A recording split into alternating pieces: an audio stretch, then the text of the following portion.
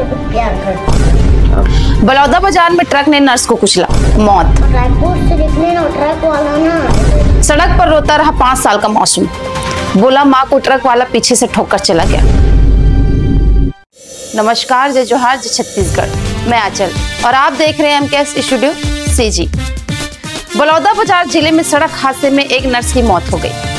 शुक्रवार सुबह फुलेश्वरी साहू उम्र 32 वर्ष अपने पति बेटे के साथ गांव कसडोल जा रही थी। तभी पहांदा गांव के पास तेज रफ्तार ट्रक ने उनकी बाइक को टक्कर मार दी। हादसे में फुलेश्वरी की मौके पर ही मौत हो गई। पल्लारी थाना क्षेत्र की घटना है।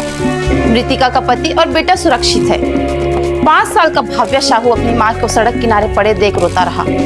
मौके पर पहुंची पुलिस ने शव को पिकअप में अस्पताल ले गए। हादसे के बाद ट्रक ड्राइवर वाहन लेकर फरार हो गया। घटना के बाद पुलिस वाले बच्चे और पिता को थाने ले गए, जहां बेटे भव्य साहू ने अपनी मां के बारे में मासूमियत से पूरी बात बताई। भव्य ने बताया कि उसके स्कूल की छुट्टी लग गई है, वे लोग गांव जा रहे थे, तभी मम्मी को ट्रक वाला पीछे से ठोककर चला गया। मासूम ने बताई हादसे की कहानी। क्या बोला मम्मी, क्या बोलती है? मम्मी ने मेरे से बहुत प्यार करती है। आपसे बहुत प्यार करती है। कहाँ से आ रहे थे? रायपुर से आ रहे थे। काम से गए थे बेटा? क्यों गए थे रायपुर? हम लोग गाँव जा रहे थे, रायपुर से निकले ना ट्रक वाला ना ऐसे पीछे से ठोक के चला गया। क्या नाम है बेटा आपका? मेरा नाम भव्य साहू। भव्य साहू। आप पढ़ाई करते हैं, स्कूल जाते हैं?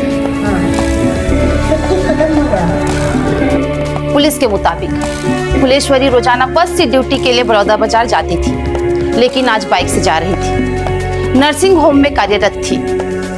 बता दें कि फुलेश्वरी और उसका परिवार रायपुर में रहता है। कसडोल में भी उनका घर है और बलौदा बाजार के एक निजी नर्सिंग होम में कार्यरत थी। वे लोग रायपुर से ही बाइक में सवार होकर कसडोल जा रहे थे। जानकारी के मुताबिक 31 मार्च को नर्सिंग होम का शुभारंभ होना है। फुलेश्वरी साहू रायपुर से ही शुभारंभ का आमंत्रण पत्र लेकर जा रही थी, जो हादसे के बाद पूरा पत्र सड़क पर बिखर गया। फरार ड्राइवर की तलाश जारी। पुलिस थाना प्रभारी धीरेन्द्र दुबे के मुताबिक पुलिस सीसीटीवी फुटेज की मदद से ट्रक की पहचान कर रही है। फरार चालक की तलाश और हादसे के कारणों की जांच जारी है। पुलिस ने शव को पोस्टमार्टम के लिए भेज दिया है।